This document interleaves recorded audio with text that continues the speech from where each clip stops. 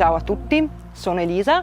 Oggi vi racconto in breve la storia dell'azienda Ehrmann. È stata fondata nel 1881. Il focus nel discorso enologico, quindi la rivoluzione, è stata fatta negli anni 70 quando Silvio Ehrmann ha deciso appunto di focalizzarsi sull'ambiente vinicolo. Da lì siamo progressivamente cresciuti e abbiamo acquistato i terreni di Ruttars dove ci troviamo oggi per creare la nostra seconda sede. Abbiamo 170 ettari di vigneto, la nostra produzione si divide con 90% vini bianchi, 10% vini rossi.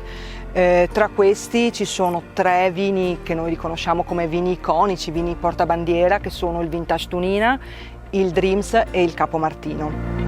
La cantina è stata progettata e pensata cercando di unire tradizione e innovazione.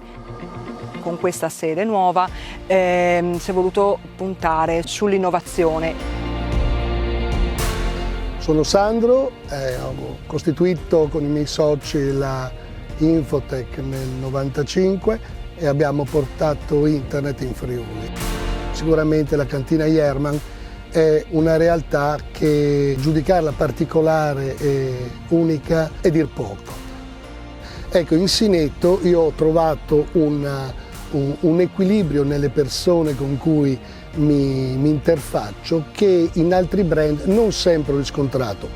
E nel giro di un anno, poco più, avevamo questa nuova macchina alla portata di tutti.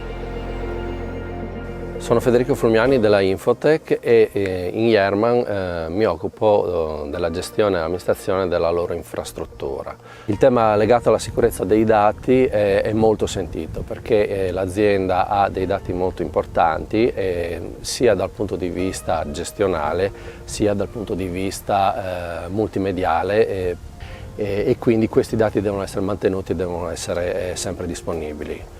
Il ripristino immediato è fondamentale proprio perché il clima in cui stiamo vivendo negli ultimi tempi è molto pericoloso per le aziende, proprio perché la diffusione dei ransomware e la diffusione di minacce delle più eterogenee e disparate possibili rende a rischio le aziende. Il disaster recovery lo ritengo fondamentale per le aziende, necessario e tra l'altro anche il GDPR ci indica che le aziende debbano organizzarsi in tale direzione. Disaster recovery perché? Perché le aziende devono poter essere in grado di ripartire il prima possibile. Lo sappiamo come si sta evolvendo l'economia e questo è fondamentale.